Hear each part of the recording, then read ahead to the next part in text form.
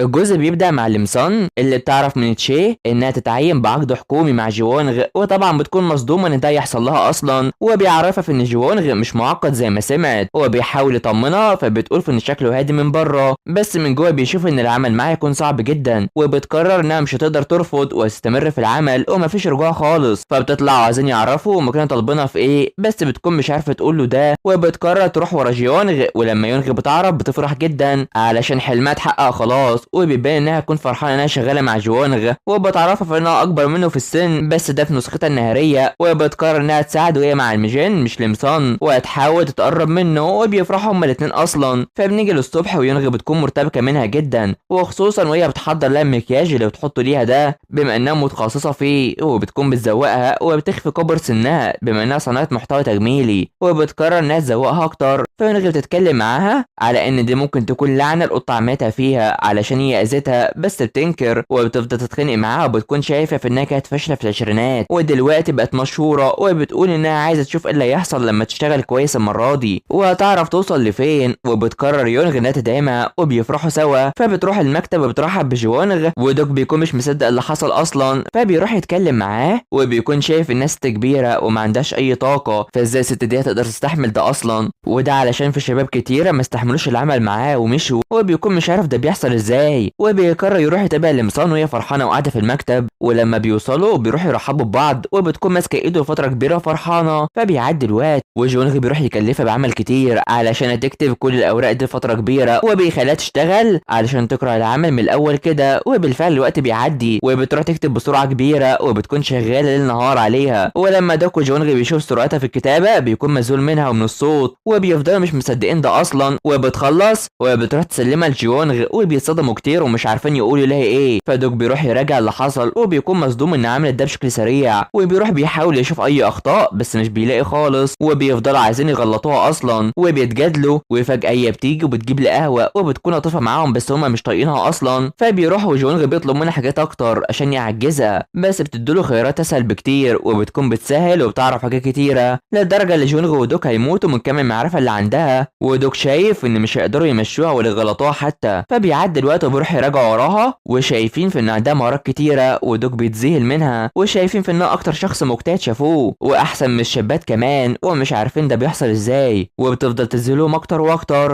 فبيعدي الوقت وبيروح يتابعوها في كل حاجه بتعملها. ولما وقت العمل بيخلص بتقرر انها تطلب لهم الطعام كمان، بس بيرفضوا. وبيقرروا انهم يقولوا لها كل حاجه هم عايزينها. وبتروح تسجل كل حاجه، وبيكون بيطلب حاجات معقده عشان يغلطوها اصلا. وبيفضل يقول حاجات كتيره، وحرفيا دوك ده بيكون شخص غريب. بس انا لمسان بتروح تجري على طول، وبيفرحوا انها اكيد تتاخر علشان اكيد مش هتلاقي اماكن تجيب لها ده. بس هي بتكون بتجيبه وبتشتغل بشكل كويس. وفي وسط ما بيضحكوا انهم عجزوها بتيجي جري وبتجيب لهم كل حاجه، وبتروح تجري قبل ما تتحول لميجين. فبنروح لجوان اللي بيكون ماشي والمعجبين بيفرحوا بيه، بس بيشوف لمسان بالعجله وبيقرر يروح يتابعها وهي ماشيه. وبيحاول ينادي عليها بس مش بتسمعه ده، وبتعدي من الاشاره عادي من غير ما تسمعه. بس انا بيقرر يروح وراها تاني، وده في وقت غروب الشمس. وبيتصدم انها بقت ميجين اصلا، وبيكون مزوم من اللي شايفه ده ومش مصدق ان الست الكبيره بقت شابه كده. فبتروح وهي تعبانه جدا، وتشونغ بتشوف ده وبتروح تعمل لها مساج شويه علشان هي تعبانه، وشايفه في انها حابه الشعور انها تكون موظفه حتى لو كان مش في هيئتها الطبيعيه. وبتعرض عليهم انها تبقى تعزمهم على الطعام لما تاخد المال، بس تشونغ بتكون شايفه في انها تهتم بنفسها وممكن تجيب لها بواحده احسن، وبتقرر تهتم بيها اكتر. فبيعدي اليوم مع لمسان اللي بتستغرب ان جونغ هيروح بره المكتب، وبيعرض عليها انها تروح تودي للمقاطعه ويمشيها، وبتستغرب عشان المسافه كبيره. وبيكون ده فكره دوك اصلا، وبيديها وقت قليل وعاوزها تمشي اكتر. والحقيقه هنا انها بتقرر تروح تسلق الجبال زي ما كانت بتعمل قبل كده. فبنيجي لوقت الغدا ووصلها اليوم من تاني، ودوك بيتصدم وهي بتفرح جدا وبترقص كمان. فجوان بيشوف فيديو تصوير لمسان وكان متاكد منها ومش عارف ازاي اختفت واتحولت كده اصلا. فبنروح ليونغ اللي بتروح تدور على القطه اللي حولت ميجين، وبتعرض مكافاه كمان عليها. فهنا جوانغ بيفتكر وقت ما كان صغير، وبيلاقي ان متحقنه المخدر اللي شافه حاليا، وعاوز يعرف من الشخص اللي كان مسؤول عن القضيه. وبيفكر في السايكو وليه خاطر ويرجع تاني، ولا يكون بيفكر في حاجه. فبيروح يراسل ميجان وعاوز يقابلها، وبتجال تشيون لما بيشوفها وبتكون عارفه كل حاجه خاصه بيه، وده علشان كانت بتكراش عليه من ايام الجامعه، وبتمشي وعايزاه يبعد عن قضيتها اللي معاها، ومش عارفه هو ليه موجود هنا علشان ده تخصصها ودي القضيه الاولى ليها، فبلاش يقرب منها، وعلشان كده بيسخر منها تحت متابعه من لمسان اللي بتضحك عليها، وبتروح تعرفها انها تحذر من جوانغ عشان هو خبيث كتير وبتمشي، فبتروح ورا جوانغ اللي بيرن على ميجان وهي وراه، وبتقرر تروح ترد عليه، وبيكون عاوز يقابلها في المقهى اللي اتنصب عليها فيه، وبتكلمه بصوت مختلف وبتمشي، بس تتخبط على طول قدام وهي مرتبكه، فبنروح لاوك اللي بتكون شغاله وبتلوم حظها اللي حصل، وفي واحده بتصرخ فيها ان مفيش مناديل، وبتروح تخرج دخان وبتضايقها، وعلشان كده اول ما بتطلع بتغرقها ميه وبتمسحها، وده علشان مش مكان تدخين اصلا، وبتخليها تجري بره على طول. فجونغي بيتكلم مع دوك على الدليل اللي سابه وهو المخدر، ومستغربين منه كتير، وبيروح بلال مصن وبيقرر انه يخليها تبحث عن عربيه، وبيكون هيشغلها لوقت كبير، وبتتصدم علشان الوقت هيعدي عليها كده، وبالفعل بتبعت له انها تتاخر المره دي، هو بيشوفها وبيتخيل بالشنطه اللي معاها دي، وبيروح يتكلم معاها السايكو وبيديها ادوات الدفاع عن النفس ليها علشان السايكو يظهر عندهم اصلا، وبيقرر يحفظ رقمه عندها علشان لو حصل اي حاجه تتصل بيه، وبيكون مش واثق في الشرطه على الرغم انه منهم، بس ممكن يحصل اي حاجه فلازم تخلي بالها وتثق فيه علشان لازم يمسكوا السايكو ده، فبيروحها وبيبان انه متضايق اللي يحصل لها اي حاجه، وبيقرر يوصلها حتى لغايه البيت، وبتكون فرحانه كتير من ده، وبتدخل بتفتكر كلامه، وبتقرر ترن عليه وهي بتضحك وده من غير قصد، وبتعرف انها تبقى تثق فيه، وده بيأثر فيه جدا وهي بتفرح، وبيقرر يثبت جهاز تعقب على فونها، فبتتكلم مع يونغ اللي بتعرفها باللي عملته، وانها كانت بتدور على القطه، وميجين شايفه ان العامل في الشرطه حباه جدا، وده الحاجه اللي كانت بتدور عليها، وبتكون فرحانه كتير، فبتروح تاكل وبيبان انها مبسوطه علشان هي موظفه وبيفرحوا بيها. فهنا دوك بيتقابل مع المخبر علشان يعرفوا عن المخدر المنتشر في الفتره دي، وبيعرفوه بناس معاهم وبيديله اكل اكتر عشان يقول له، وبالفعل بيروح يعرف جوانغ واللي مصنع عايزه تنضم ليهم، وبتديهم معلومات كتير عن المقهى، وانها كانت بتروح كتير علشان بنت اخوها بتروح برضه، فبتروح تخلي يونغ تحط لها مكياج علشان هتروح المقهى وتبان انها صغيره، وبالفعل بيستعدوا انهم يروحوا لنادي هوفان، وبتكون لسه ما رجعتش وعاوزه تدخل بس بيمسكوها علشان لازم تخرج بما انها ست كبيره، وبيضربوها وهنا بتتحول وبتدخل، وده بيصدم وونغ وبيطلعوا دوك من هناك، فهنا ميجين بتدخل وعاوزه تتصل كل 10 دقايق لما يدخل لها بنفسه، فبتروح وعاوزه حد يقرب منها حاليا، وبياخدوها لجناح الشخصيات المهمه وده وفق الخطه، وعاوزين يكتشفوا اللي حصل هناك، وبتعرف وونغ اللي بتدخل هناك وبتلاقي المخدرات، وبيحاول يتقرب منها كتير، وبيعدي 10 دقايق وبيقرر يدخل، ولما بيقف في وشه بيضربهم